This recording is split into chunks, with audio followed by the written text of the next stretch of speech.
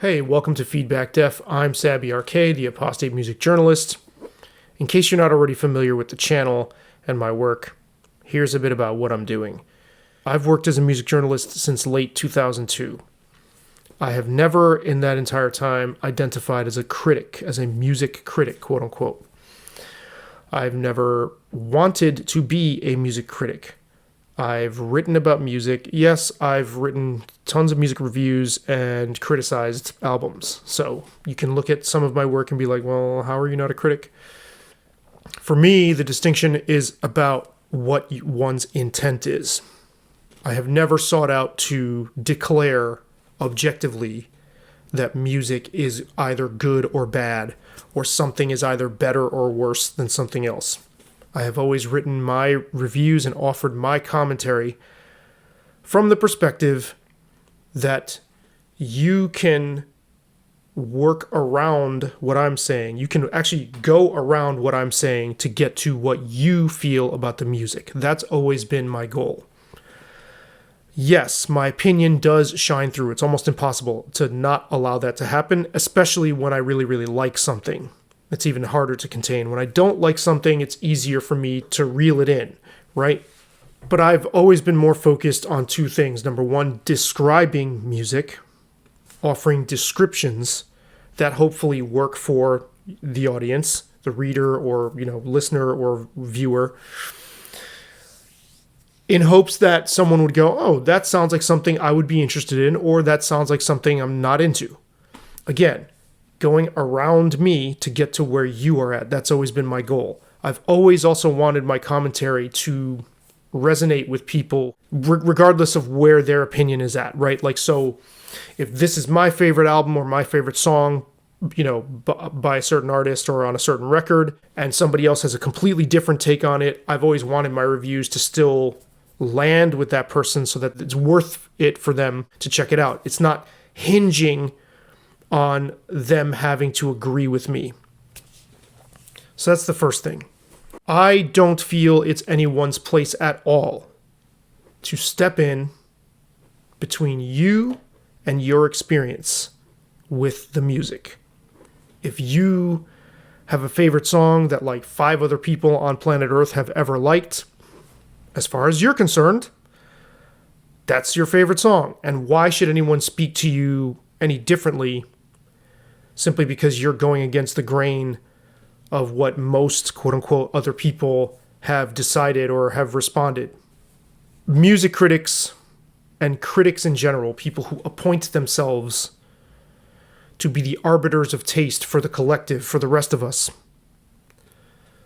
are looking to pass value judgments and inscribe their truth on sort of the granite wall of culture, of our memory. They want to say, such and such is the definitive blank, blank, blank by this artist. And don't we all agree with that? That to me has always been antithetical to my experience of music, my experience as a listener, and my experience as someone who makes music. I'm not interested in you stepping in and declaring to me what my relationship with this art is supposed to be. I just want to have my own experience of it, and I want you to have the same. So that's where I'm coming from with that. This takes on an added dimension because since about 2012 or so, somewhere around in there, 2012, 2014-ish, somewhere in that window, music critics in particular somehow decided, or their editors, that not only were they going to be the arbiters of what we should all feel about art, about sound, but they extended that into the realm of moral imperatives. So I've never been comfortable with the idea that there's this consensus, sort of herd mass truth when it comes to music, right? There's a real like gaslighting, strange psychological mechanism at work there. It's like, okay, sit down, listen to a song, put your earbuds or headphones or sit down in front of your stereo, do whatever, and zoop, and your neurons will tell you what you feel about this music. But then there's this this capital T collective truth that I often hear people in conversation go, well, I know this album is not recognized, or I know this people don't like this record. It's like, well, where are you getting that from? Who are these people in your head? Largely, those ideas are implanted by music critics whose whole system of talking about music, whose whole bread and butter is to get you sort of on your heels, thinking of your response in relation to everyone else's. I find this to be very fucked up and just unhealthy from a psychic perspective. Like, why does this even matter? Who are these people in your head? They don't belong there. This is between you and the sound. This is a one-on-one relationship, right? And obviously, if you share things with friends and other people who, go to shows with you, or you sit down and listen to records with, or you share memories with, of course, those people are involved too. But where is the place for someone to step in and say to you, this is what you're hearing, and to frame that for you? That's not my job. I would never do that for you. I have no desire to. It's not my place. My opinions should have no bearing on yours whatsoever. No one's opinions should have any bearings on yours. You are in your own universe of sound. You can go to any planet or galaxy you wish to go to and admire and spend as much time as you want and have your own experience of that. Critics don't belong there, but they feel like they do, which I find out of line enough. But then, again, from around 2012 to 2014, where, we got into the age of being browbeaten about our morals, about our racism, about our sexual morals, about our awareness of equality and all these other social issues and about political strife, and being trained to kind of view anyone who disagrees with us as a fascist or someone engaging in harmful discourse and spreading harmful ideas. And wow, when we entered the age of policing one another's morals and ethics and sociopolitical viewpoints, when music journalism became like a haven, like a buzzing hive of groupthink on this level, even more than it was groupthink just purely aesthetically. This is where the whole industry just became morally bankrupt. It is not anyone's place to tell me what music to like I've already said. It's not my place to do that with you. It's certainly not anyone's place to tell me that I have a moral obligation to steer clear of certain sounds or certain artists. This idea that we're looking for purity in people's souls needs to be healed. I feel like we're now entering a period where all of the facades are going to drop, where people are going to start focusing on their own imperfections and feeling like they don't have to be perfect. They don't have to police and monitor other people's actions so much and judge. I'm not living in fucking East Germany post-World War II. I'm not living in Soviet Russia. I'm not living in communist China, Cultural Revolution era. I'm not living in Cambodia during the Pol Pot regime. I find it extremely destructive to foment this idea that we should be persecuting one another and that we should be looking to art to expunge, to squeeze every last drop of impurity out of ourselves. I will not disavow artists no matter what they've done. I mean, there's certain things that, if I find out somebody had small children chained in their basement or something, that would be hard for me to listen to their music the same way again. But I'm not going to ask you to do that. I'm not going to ask. I'm certainly not going to twist your arm or come off like I've got the right to compel you to do the same thing. That's a really, really, really destructive form of peer pressure of okay, let's all throw stones in that direction because actually we're afraid of what's in our own hearts. I was raised Catholic. But I don't subscribe to the view that we are all sinners and we are all fallen. I don't find that to be a useful way to understand our relationships with ourselves, with each other, with nature, or with the divine, if you want to call it that.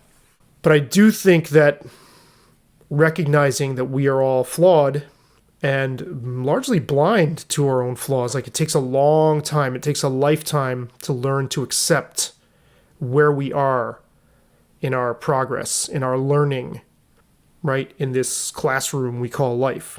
And so to harp on the supposed misdeeds of others is just not something that belongs in discourse about art. And somehow that took over the discourse. It became like a sermon, right? It's now easy and very and almost required for people in media who are commentating on music and entertainment, film, et cetera, to take this really like by the numbers view, and their lens is trained. It's like all the lenses are manufactured on the same assembly line, and everyone is just adopting that lens and looking at work from this point of view. And the total lack of nuance, of depth, of introspection, of understanding of psychology and the real murk in human relations is astounding. And it has no place on my channel and in my way of looking at things. I refuse to speak to you as if you can't figure these things out for yourself or find your own way of looking at something. You know, if you want to listen to Michael Jackson, go right ahead. I'm not going to pull people out of existence and disappear people like in Cuba when Fidel Castro would declare that some baseball player who had defected to the United States no longer was on the record books, and we all have to be like, okay, that person doesn't exist anymore. My God, that's such an unhealthy, like there aren't even words for how unhealthy and terrifying that is, that people are willing to jump in with both feet to do that to ourselves without even being told by someone else. Now it's like we've adopted the urge to do that on our own, and to look to music critics as like they were once the high priests of culture and taste. Now they're the caliphate that issues decrees, issues fatwas on people. No, not going to happen here. So that's a little bit about my channel. Now, I don't necessarily always talk about things at this level. There's a lot on my channel that's just frivolous and fun. And I hope you will partake in that fun. Have yourself some fun on the channel with my commentary. Regardless, like you're welcome regardless of what your views are. The whole idea that there's one set of views that good people are required to have, and that everyone else is just a monster, is just a fascist, a racist, a Nazi, a harmful person, someone to be feared, someone to be persecuted, right wing, quote unquote, in like a pejorative sense, extremist, terrorist. My God, man, like where are we? Where we are, I think, is a place of evolution. We're at a certain point where these things are starting to turn. Believe it or not, I think people are getting more reasonable in spite of all of these awful things that we have to look out our window and come to find some way to come to terms with. War, everything with COVID, political strife, mass shootings, artificial intelligence, and on and on and on and on. All of these things that are sort of hurtling at warp speed towards what appears to be some kind of breaking point. I think that's all true. I also think people are, again, believe it or not, strangely enough, as strange as it might be to accept this, I think people are getting more reasonable. I have seen over the last year or so, and I'm recording this at the start of 2024, more thoughtful exchanges between people on comment threads than I ever thought possible. I remember when comment sections were first introduced in like the early 2000s, and I thought they were like a complete cesspool, and I would walk away feeling like so discouraged about humanity. Like, wow, man, like like we are in trouble. I have a completely different sense now, and one of the telltale giveaways for me is that if you go on any channel or any platform, whether it's Substack or YouTube or whatever, what have you, you will see the fans of a certain content creator or voice or platform politely and intelligently challenging the person or the platform they are a fan of, right? So it's like they're coming there for a certain kind of commentary because they admire the person who's, the voice on the channel, and they're challenging that person while still remaining fans, and thus broadening the scope of the conversation that the person on the channel initially started. And so as you read down the comments, it gets wider and wider and wider and more dynamic, and you have people interacting with each other, being mostly civil or, civil enough. And you can go, oh, that makes sense, or that makes sense, which says to me that people are no longer looking for messiahs in media. They're looking for people they respect, who they have some kind of synergy with, or they feel in some alignment with, but who they're okay with feeling not 100% in alignment with. What this says to me is that people are no longer looking to be spoon-fed the illusion that any of us are on the same page with anything. I've seen more nuance over the last year or so than I've ever expected to encounter. Yes, there is still an incredible amount of tribalism and partisan, like, tunnel vision that's really shrill and really militant, and you get the sense so much, both online and in real life, that people are not able to hear one another. However, I would offer that this is changing, that there is something sprouting out of all this noise and friction and incoherence, and something else is stepping into the fray. I am predicting that we will no longer have a need to stoke the urge, the base, mindless, harmful urge to crucify other people, to project our own sense of dissatisfaction with ourselves outward as a demand for purity from what's around us. We will no longer be like germaphobes, terrified to face any flaw in music or a TV show or a film without having to immediately knee-jerk say, well, we got to get rid of it. I can't look at it. What you can't look at is you. And what you can look at is you.